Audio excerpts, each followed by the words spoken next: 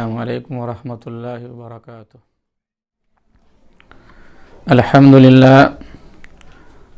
للہ کفی وسلام علی عباده الذین اصطفى، اما بعد، اعوذ باللہ من الشیطان الرجیم، بسم اللہ الرحمن الرحیم، انک لعلی خلق عظیم، صدق اللہ العلی العظیم۔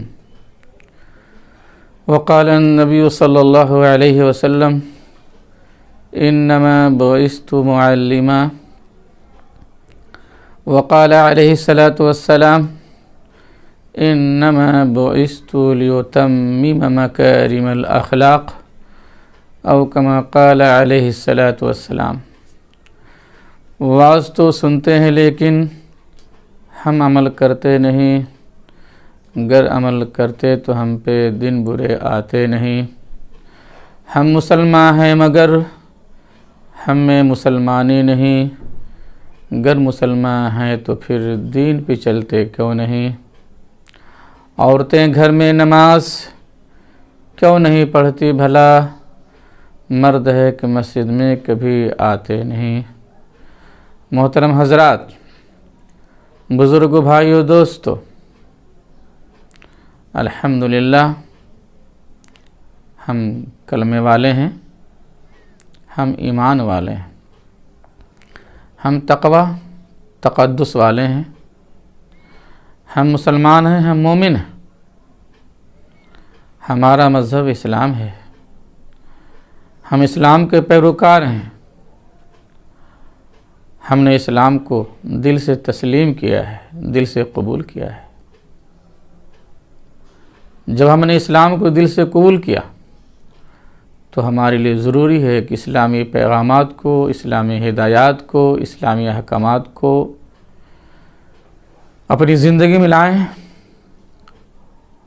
اور ان احکامات کے پابند بنے، کاربند بنے۔ یہ ہمارا اسلام بڑا مقدس مذہب ہے، بڑا پاکیزہ مذہب ہے، بہت صاف ستھرا مذہب ہے، درس انسانیت دیتا ہے، درس آدمیت دیتا ہے، انسان کو انسان بنانے کا کام کرتا ہے۔ یہ ہمارا اسلام گویا کہ ایک دستور حیات ہے، آئین زندگی ہے۔ یہ ہمارا اسلام ایک مکمل ضابطۂ حیات ہے۔ ٹھیک ہے، عبادت کا بھی حکم دیتا ہے، لیکن صرف اور صرف عبادت ہی نہیں، عبادت کا بھی حکم دیتا ہے، ساتھ ساتھ اخلاقیات کا بھی درس دیتا ہے۔ ایک مومن عبادت کے میدان میں اگر وہ صف اول میں ہے تو اس کے لیے ضروری ہے کہ اخلاقیات میں بھی کمزور نہ ہوں، اخلاقیات میں بھی مفلوج نہ ہوں، اخلاق بھی اس کا بلند و بالا ہو، اونچا ہو، اور کسی کے لیے بھی اس کے دل میں بیر نہ ہو، بغض نہ ہو، عناد نہ ہو، کسی طرح کا دل میں اس کی کسی طرح کا بھی اس کے دل میں گندگی نہ ہو، نجاست نہ ہو۔ مسلمان جس طریقے سے ظاہری طور پہ صاف رہتا ہے، اس کا جسم بھی صاف ہو، بدن بھی صاف ہو، اس کا دل بھی صاف ستھرا ہو، اس کا قلب بھی مزکا ہو، مصفا ہو، منزہ ہو، کسی طرح کی کوئی گندگی، کوئی نجاست، کوئی غلاظت اس کے دل میں نہ ہو، بغض و عناد سے اس کا دل پاک ہو، دشمنی عداوت سے، کینہ کپٹ سے اس کا دل صاف ہو۔ یہ مومن کی شان ہے، یہ مومن کی پہچان ہے۔ مومن کا دل آئینہ ہوتا ہے اور اس کے دل میں سب کا درد ہوتا ہے۔ اسلام بھید بھاؤ کی تعلیم نہیں دیتا ہے، اسلام میں چھوت چھات نہیں ہے۔ یہ وجہ ہے کہ مومن کا جھوٹا اگر شفا ہے تو عام انسانوں کا جھوٹا پاک ہے، صاف ہے۔ ہم کسی کا بھی جھوٹا کھانا بھی کھا سکتے ہیں، جھوٹا پانی بھی پی سکتے ہیں، یہ اسلام ہے۔ لوگوں نے اسلام کو سمجھا نہیں۔ اسلام ظلم و تشدد کو مٹاتا ہے، ظلم و بربریت کو ختم کرتا ہے، دہشت گردی کا قلع قمع کرتا ہے، مظالم کی بیخ کنی کرتا ہے۔ یہ اسلام عدل و انصاف کا پیغام لے کے آیا ہے۔ یہ اسلام مظلوم کا بھی ساتھ دینے کے لیے آیا ہے، ظالم کے ظلم کو مٹانے کے لیے آیا ہے۔ ظلم کو برداشت نہیں کرتا ہے، ظلم کا ساتھ نہیں دیتا ہے، ظلم کے فروغ کی تعلیم نہیں دیتا ہے، ظلم کرنے والے کو پسند نہیں کرتا ہے۔ قرآن کہتا ہے ان اللہ لا يحب الظالمین، اللہ ظالم کو پسند نہیں کرتا، ظالم قوم کو پسند نہیں کرتا، ظالم لوگوں کو پسند نہیں کرتا ہے، بلکہ جو کسی پہ ظلم کرتا ہے اور مظلوم جب دل سے آہ نکال دیتا ہے، اللہ کو پکار لیتا ہے تو مقبولیت مظلومیت کی استقبال کرتی ہے۔ بترسز آہ مظلومہ کہ ہنگامے دعا کردن، اجابت از در حق بہر استقبال میں آید۔ کہ جب کوئی مظلوم اللہ کو پکارتا ہے تو اجابت اور قبولیت بڑھ کے استقبال کرتی ہے اور مظلوم کی دعا قبول کرتی ہے۔ اس لیے اسلام کبھی بھی پسند نہیں کرتا ہے کہ کوئی کسی پہ ظلم کرے، تشدد کرے اور عام انسانوں سے بھید بھاؤ کرے۔ اب ذرا غور تو کریں کہ حضور پاک علیہ الصلوۃ والسلام صحابہ کرام کے بیچ میں کھڑے ہیں، تشریف فرما ہیں۔ جناب من ایک یہودی کا جنازہ سامنے سے گزر رہا ہے، حضور پاک بیٹھے تھے، صحابہ کرام بیٹھے ہوئے تھے، اس جنازے کے استقبال میں آپ کھڑے ہو جاتے ہیں۔ دیکھا دیکھی صحابہ کرام بھی کھڑے ہو جاتے ہیں، مگر صحابہ کرام نے استفسار کیا، سوال کیا، یا رسول اللہ، وہ جو جنازہ یہودی کا تھا، کافر و مشرک کا تھا، آپ نے اس جنازے کا استقبال کیا اور احترام کیا۔ میرے محترم بزرگوں، دوستو، اب غور تو کریں، زبان نبوت اور زبان رسالت سے کیا کلمہ صدور ہوتا ہے، اور آپ صحابہ کرام کو کس بات کی تعلیم دیتے ہیں، اور آپ کیا فرماتے ہیں؟ اے صحابہ کرام کی جماعتوں، کا وہ یہودی کا جنازہ تھا تو کیا یہودی انسان نہیں ہے؟ جب یہودی انسان ہے تو قابل احترام نہیں ہے، قابل اکرام نہیں ہے۔ اللہ اکبر، یہ ہمارا اسلام ہے۔ ہم نے اس کی تعلیم کو عام نہیں کیا، ہم نے فروغ نہیں بخشا، ہم قصوروار ہیں۔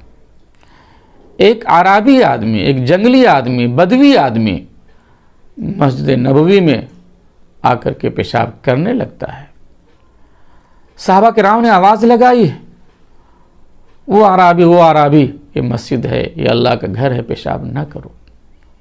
لیکن حضور پاک علیہ الصلوۃ والسلام نے سارے صحابہ کرام کو خاموش کر دیا اور فرمایا ان کو پیشاب کرنے دو، پیشاب کرنے سے نہ روکو۔ سارے صحابہ کرام ساکت ہو گئے، صامت ہو گئے، محو تماشا ہو گئے اور خاموشی کے ساتھ اس منظر کو دیکھتے رہے، اور وہ آرام سے وہ پیشاب کرتا رہا۔ اللہ اکبر، مسجد نبوی ہے، اللہ کا سب سے پاکیزہ گھر ہے، مقدس خانہ ہے۔ مسجد نبوی کا کیا مقام و مرتبہ ہے، لیکن ایک جنگلی اپنی جہالت کی وجہ سے، نادانی کی وجہ سے پیشاب کر رہا ہے، صحابہ کرام بھی دیکھ رہے ہیں اور حضور پاک بھی پورا پیشاب کرنے دے رہے ہیں۔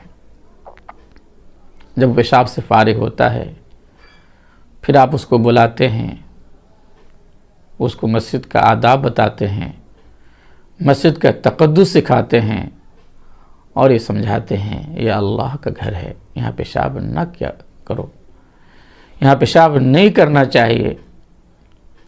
اللہ اکبر! آپ غور کر رہے ہیں؟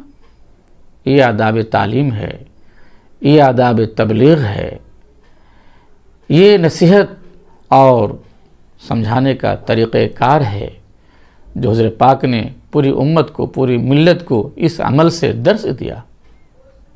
ہے کوئی ایسی نظیر، ہے کوئی دنیا میں ایسی مثال جس کا مذہب ایسی تعلیم دیتا ہو، اس انداز سے سمجھاتا ہو، اپنے پاک گھر میں پیشاب کرنے کا موقع فراہم کرتا ہو، پیشاب کرنے سے نہیں روکتا ہو؟ چونکہ پیشاب ایک انسانی ضرورت ہے، اگر بیچ میں پیشاب کرنے سے روک دیا گیا تو ہو سکتا ہے کسی مرض مہلک کا شکار ہو جاتا، اس کے لیے مرض ناسور بن جاتا، تکلیف دہ ہو جاتا۔ لیکن اللہ کے رسول تو رحمت للعالمین ہے، پورا پیشاب کرنے کے بعد پھر آپ نے صحابہ کرام سے فرمایا کہ اس پیشاب کو دھو دو اور صاف کر دو۔ میرے محترم بزرگ دوستو، غور کیجئے، یہ ہمارا اسلام ہے، ہم نے اسلام کی تعلیم کو ترک کیا ہے، ہم نے اسلام کا تعارف پوری دنیا میں نہیں کرایا ہے، جس کی وجہ سے لوگ اسلام کو داغدار بتاتے ہیں، عیب دار بتاتے ہیں اور اسلام کو ظالم ٹھہراتے ہیں، حالانکہ ایسی بات نہیں ہے۔ میرے محترم بزرگ دوستو، عمر فاروق رضی اللہ تعالیٰ عنہ کا زمانہ ہے، عمر فاروق رضی اللہ تعالیٰ عنہ کا زمانہ ہے، آپ امیر المومنین ہیں، شاہ وقت ہیں، بادشاہ زمانہ ہیں، آپ کی سلطنت پوری دنیا میں گونج رہی تھی، آپ کی بادشاہت کا پورے عالم میں چرچا تھا، انصاف کا دورہ تھا، عدل کی کرسی ہر جگہ بچھی ہوئی تھی، ظلم کا نام و نشان نہیں تھا، کیا امیر کیا غریب، کیا آقا اور کیا غلام، ہر ایک کو جینے کا مکمل حق مل رہا تھا۔ عمر فاروق رضی اللہ تعالیٰ عنہ رات کی تاریکی میں رعایا کی خبر گیری کے لیے میدان سے باہر، مدینہ کے باہر جا کے جائزہ لیتے ہیں کہ کون پریشان حال ہے، کون کس مصیبت میں ہے، کن کے ساتھ کیا حالات ہیں، مسائل ہیں۔ اللہ اکبر! ساری دنیا سو رہی ہے، رعایا سو رہا ہے، اور وقت کا بادشاہ رات کی نیند کو خراب کر کے گویا کہ اپنی قوم کی خبر گیری کر رہا ہے۔ ہے کوئی ایسا بادشاہ دنیا میں جو اپنی امت کو سلا دے، اپنی رعایا کو سلا دے اور رعایا کی فکر میں اپنی نیند کو حرام کر دے؟ یہ تو عمر فاروق کی شان ہے اور اسلام کے حکمرانوں کی پہچان ہے۔ مدینہ سے دور نکل جاتے ہیں، کیا دیکھتے ہیں کہ خیمہ ہے اور خیمہ کے باہر مسافر پریشان ہے، بہت پریشان زدہ ہے، ادھر سے ادھر ہو رہا ہے، کوئی اس کے لیے سہارا نہیں ہے۔ عمر فاروق رضی اللہ تعالیٰ عنہ سے قریب جاتے ہیں، پوچھتے ہیں، اے مسافر بھائی، یہ تو بتاؤ تم کیوں پریشان ہو، معاملہ کیا ہے، ماجرا کیا ہے، واقعہ کیا ہے، یہ تو بتاؤ تو صحیح۔ وہ مسافر بتاتے ہیں کہ میری بیوی خیمے کے اندر ہے، درد ذہ میں مبتلا ہے، کوئی تیماردار نہیں ہے، کوئی خدمت گار نہیں ہے، کوئی سیوا کرنے والی نہیں ہے، میں بھی تنہا ہوں، میری بیوی بھی تنہا ہے، بہت پریشانی کا مسئلہ ہے۔ اللہ اکبر۔ عمر فاروق امیر المومنین، بادشاہ زمانہ، شاہ وقت، وہ گھر آتے ہیں، اپنی اہلیہ سے بات کرتے ہیں، کوئی خادمہ سے نہیں، کسی بوا سے نہیں، کسی باندھی سے نہیں، کسی نوکرنی سے نہیں، کسی غریب عورت سے نہیں، اپنی اہلیہ سے، اپنی بیوی سے بات کرتے ہیں۔ اے بیوی، اے میری اہلیہ، اے میری بیگم، ایک خدمت کا موقع ہاتھ آیا ہے، آؤ تم ہمارے ساتھ چلو۔ ہم بیوی کو اپنے ساتھ لے کے اس خیمے تک پہنچتے ہیں، اپنی بیوی کو امیر المومنین خیمے کے اندر بھیج دیتے ہیں، اور امیر المومنین اس مسافر کی دلجوئی میں، دلداری میں لگ جاتے ہیں، اطمینان بخش ان سے بات کرتے ہیں، تسلی دیتے ہیں۔ اسی بات کے بیچ، اسی گفتگو کے بیچ اندر سے خبر آتی ہے، عمر فاروق رضی اللہ تعالی عنہ کی اہلیہ آواز دیتی ہیں، امیر المومنین اپنے مسافر بھائی کو خبر دے دیجئے کہ ولادت ہو گئی ہے، ولادت سے فراغت ہو چکی ہے، ان کو مبارکباد دے دیجئے۔ اللہ اکبر۔ یہ واقعہ صرف سنانے کے لیے نہیں ہے، یہ واقعہ غور کرنے کے لیے بھی ہے کہ ہمیں سے کوئی یہ عمل کر سکتا ہے؟ کسی غریب، کسی مسافر عورت یا بیوی کی تیمارداری کے لیے اپنی بیوی کو بھیج سکتے ہیں؟ ایک غریب کی خدمت کے لیے اپنی بیوی کو مامور کر سکتے ہیں؟ کہنے کے لیے تو بہت کچھ ہے، عمل کرنا بہت مشکل ہے، لیکن میرے محترم بزرگوں، دوستو، ہمارے لیے تو یہ نمونہ ہے، یہ ہمارے لیے آئیڈیل ہے۔ اپنی زندگی میں لائیں اور پوری دنیا میں اسلام کا تعارف کرائیں کہ اسلام وہ نہیں ہے جس کو دنیا نے سمجھا ہے، اسلام وہ ہے جو اسلام کی کتابوں میں ہے اور اسلام کے ماننے والوں کی زندگیوں میں ہے، اسلام وہ ہے۔ درد دل کے واسطے پیدا کیا انسان کو، ورنہ طاعت کے لیے کچھ کم نہ تھے کرو بیاں۔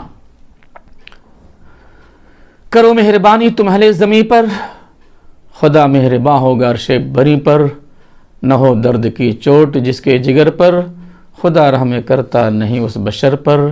اسلام تو یہ ہے، اسلام تو یہ ہے، خنجر لگے کسی کو تڑپتے ہیں ہم امیر، سارے جہاں کا درد ہمارے جگر میں ہے۔ میرے محترم بزرگوں، دوستو، بات کرنے کے لیے تو بہت کچھ ہے، بڑے بڑے واقعات ہیں، بڑے بڑے حکایات ہیں، اگر ساری باتوں کو رکھا جائے گا وقت تنگ ہو جائے گا اور ہمارا واقعہ ختم نہیں ہوگا۔ انہی چند گزارشات آپ کی خدمت میں پیش کیا ہے، انشاءاللہ اسی انسانیت پہ اور اسی درس ہدایت پہ ہماری گفتگو جاری رہے گی۔ فی الحال انہی باتوں کو آپ کی خدمت میں پیش کیا ہے، آپ اس کو غور سنیں اور اپنی زندگی میں عملی میدان میں اس کو لائیں۔ وآخر دعوانا ان الحمد للہ رب العالمین۔